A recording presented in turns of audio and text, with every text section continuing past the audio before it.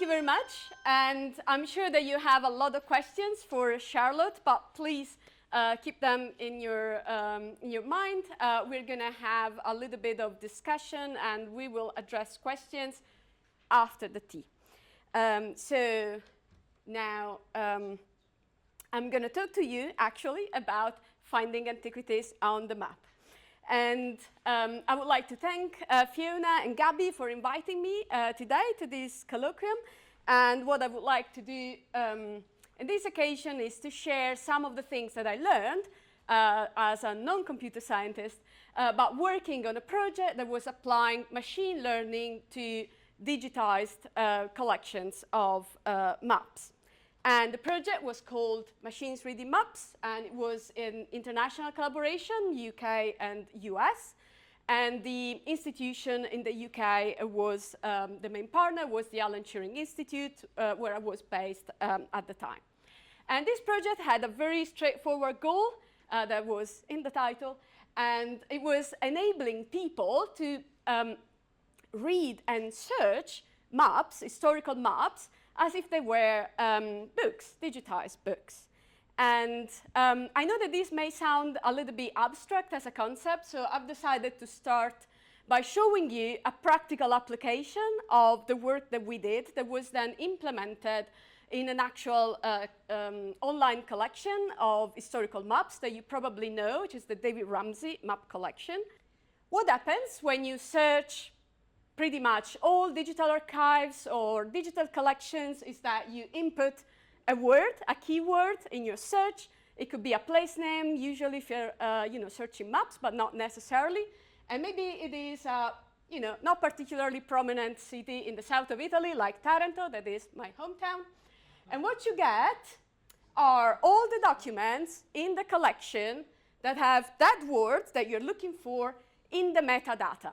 So in the places where you can actually search the text. And that means usually the title, maybe the place of publication, maybe the description. So what you get are 22 documents about Taranto that feature it very prominently because it's probably in the title. However, what if we could actually search not in the metadata, but on the words that appear on the map? And should have taken my glasses. And in that case, if we search for the same word, but on all the maps, we find, not the metadata, but all the times that the word actually appears on any of the maps. And now, besides, this beautiful visualization that is going to keep going, that is being implemented by the fantastic Luna imaging team. Besides this, that is clearly helping us finding more maps, which is always good. What does it mean for research to be able to read the maps, to be able to search the maps by word? And in particular, what does it mean for our research in classics, for our research about the ancient world? Well, it could mean several things, but I'm going to focus on one particular case study, which is the one I worked on, that pertains one particular map series that you are probably very familiar with because it is very well loved and very popular. And it's the Ordnance Survey maps of Great Britain. I'm sure that you have all already heard of it. And if you're familiar with it, maybe you also know about one of its very peculiarity, which is how much information there is about historical sites and archaeological sites. A level of information that I can assure you goes way beyond average of comparable mapping endeavors. And if you know about it, of the representation of these sites that are referred to as antiquities in the first editions, maybe you also know about another peculiarity, which is the fact that these places of historical relevance, of archaeological relevance, are not only marked and labeled on the map, they are also already interpreted to an extent. And that happens to the use of particular fonts that are assigned to 3 macro time periods and are used to differentiate the antiquities and assign them to a time, a place in time. And that was actually quite interesting also from a typographic point of view, because those fonts were actually designed specifically for this purpose.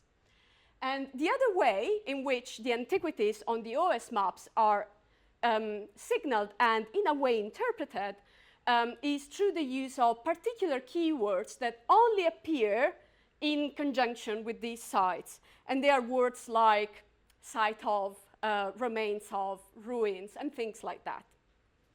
So thanks to the combined action of these fonts and these keywords, what we get, this is just an example, this is the city of Bath at the end of the 19th century.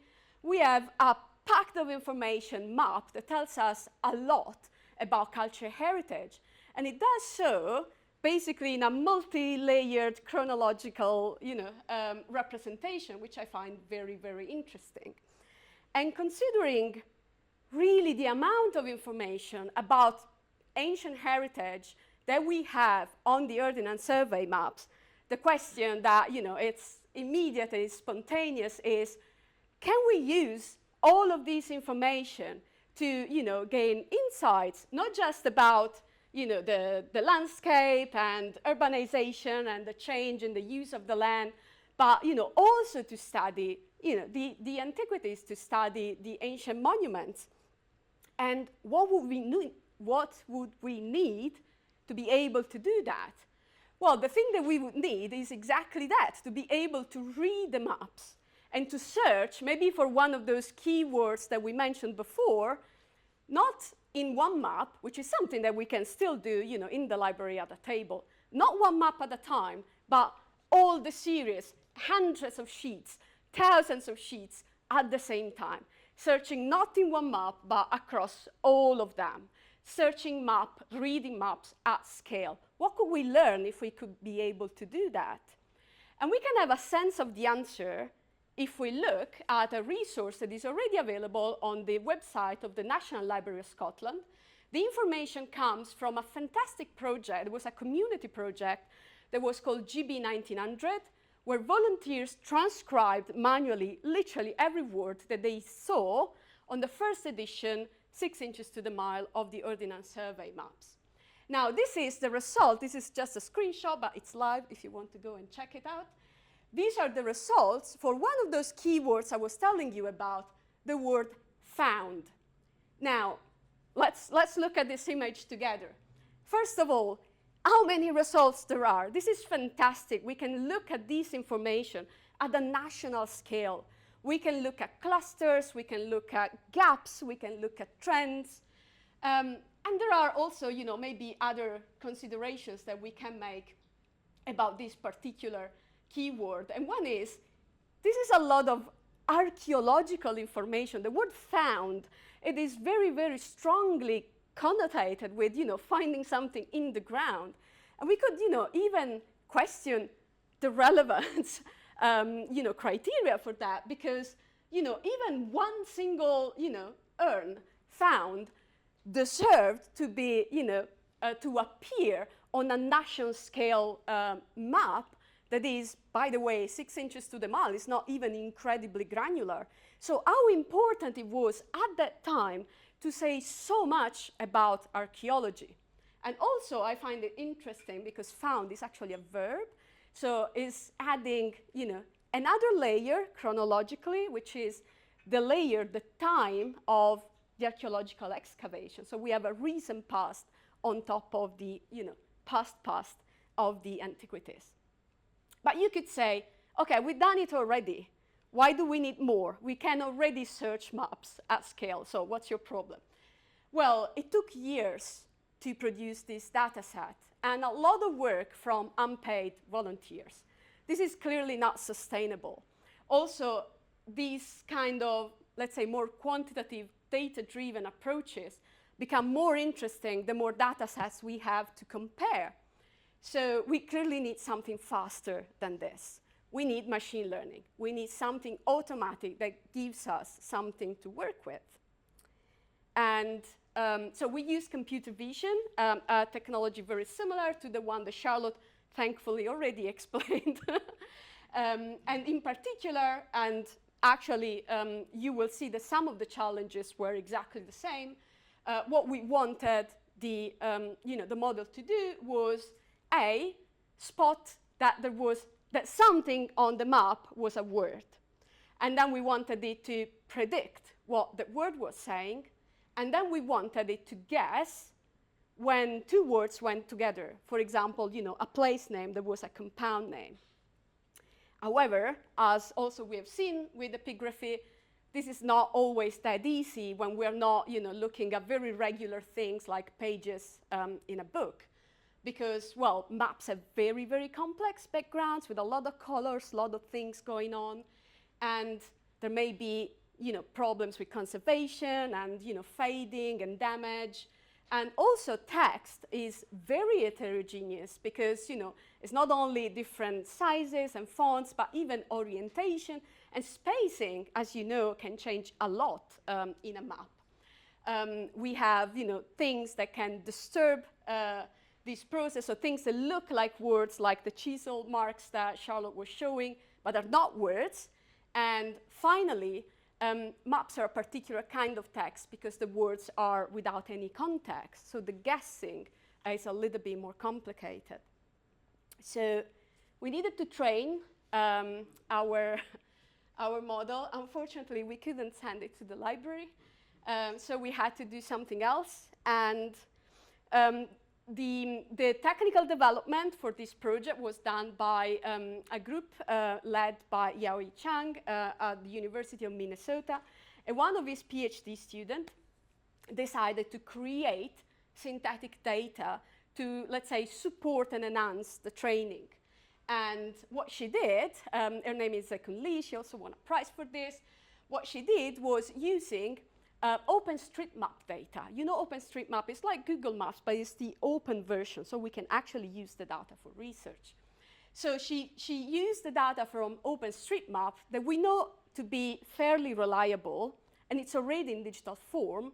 And what she did was she created a widget that basically creates fake Ordnance Survey maps from the data of OpenStreetMap. So we have contemporary maps that look like Ordnance Survey maps. And that helped the training a lot because the model could see a lot of correct results. But now, after we have processed the entire series, first edition, 25 inches to the mile, so even more granular than what GB 1900 did, what do we do with that? What do we get after we have done this processing, after we have read the maps? Well, we get something that never existed before, which personally I find really exciting. And it's a new kind of data set that is both text, because there are words, but it's also spatial, because each word also has coordinates information. And we have a corpus, a textual corpus that we can analyze with all the fantastic tools that comes from linguistics. So we can, again, look at variations, at trends, and we can create subcorpora.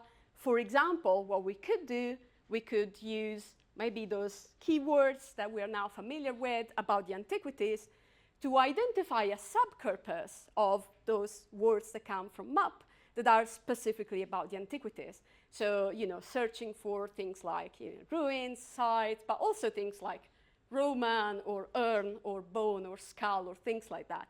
We could get a nice data set about the antiquities. And then we can compare it, and we can learn things from these comparisons. For example, what if we could compare the antiquities on the first edition to the antiquities on the second or third edition of the Ordnance Survey? Are the antiquities the same? Have they changed? There are some that were in the first but are not in the second edition. And what happened in between? Was that, are they not in the second edition because they've been destroyed? In which case, that would make the Ordnance Survey maps a quite precious source of information, because in many cases they predate a lot of contemporary cultural heritage data set. Or maybe, as I found out recently, the reason why the antiquities, some antiquities are not in the subsequent editions was because they were never antiquities to start with. It looks like there was a bit of a generous use of the word Roman whenever there was a pretty large and old-looking map, which I think, would be a very, very interesting line of inquiry.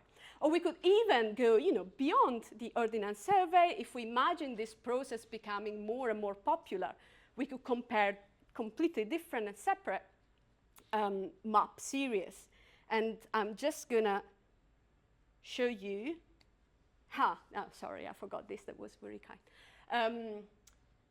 Another thing that we could look at is how these keywords change through time.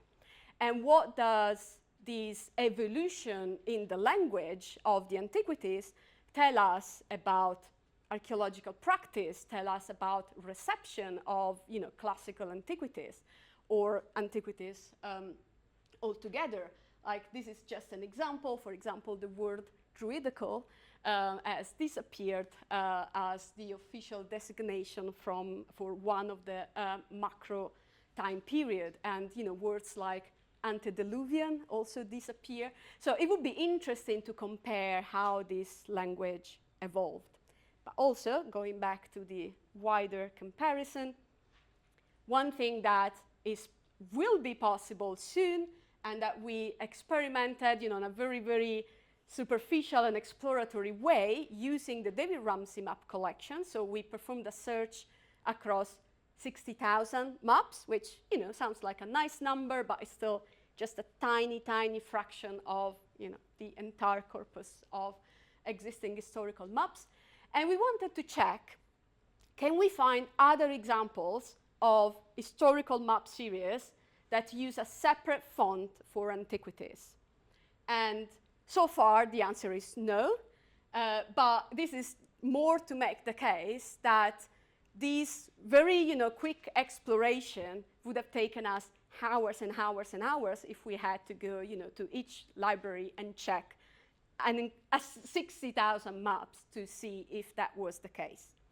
By the way, if you're curious, the only case in which we found a similar example was, of course, for countries that were not the UK, but were very much connected to the UK, and the survey again was done by professionals in the Ordnance Survey. This is a maps of Cairo in the 1920s, and here as well we see the use of the same fonts, but applied to Cairo antiquities that have been, of course, resemanticized with like pre-Islamic and post-Islamic. So I would like to conclude by spending a little bit of time pointing out some of the things that we did wrong in the beginning, because it is all very in its infancy, the application of these technologies to cultural heritage, and we are learning a lot while we use them. And it is clear that a lot of mistakes are being made, and it's also clear that we really need to have a very aware, a very critical approach to these technologies. We need to become more and more able to evaluate both the tools and the results. So, for example, we started worrying that in the process of collecting the text from the maps, we were actually detaching that information too much from its material support. And that is, that's a cultural artifact, and its materiality is very important. So was machine learning actually really creating this divide? And to address that, in the future phases of the project, we hope to involve curators and map librarians more so that they can bring in the expertise about the specific collection. As a person who works with historical place names, I got worried that this process of predicting the text was basically flattening all the historical variations of the place names that actually are what I am most interested in. And for example, we really, really insisted with the computer scientists in Minnesota that they did not perform a normalization, a correction after the processing. We really wanted to see all of those deviations because they were relevant to us. And this was also very apparent when we started looking at the antiquities in particular, and is how much information, how much meaning is actually conveyed through text, but not by its literal meaning. So how much information is actually in the symbolic, in the visual value of text, and how can we get that as well. This is why in our next phase of the project, that will be led by someone present in this room, we will go for a multimodal approach that will look at text and symbols at the same time. And last, we were very, very aware that machine learning might communicate a false idea of accuracy. And we definitely didn't want to pretend that our data was better than what actually is. So for example, in our collaboration with David Ramsey, we very much wanted the public to be able to see the dirty results, and through an interface to be able, for example, to correct the automatic transcriptions. So there are some concluding thoughts that I will keep for after the cake, and I would just like to thank you for your attention, and I will then give the floor to my colleague, Thea Summerschild, who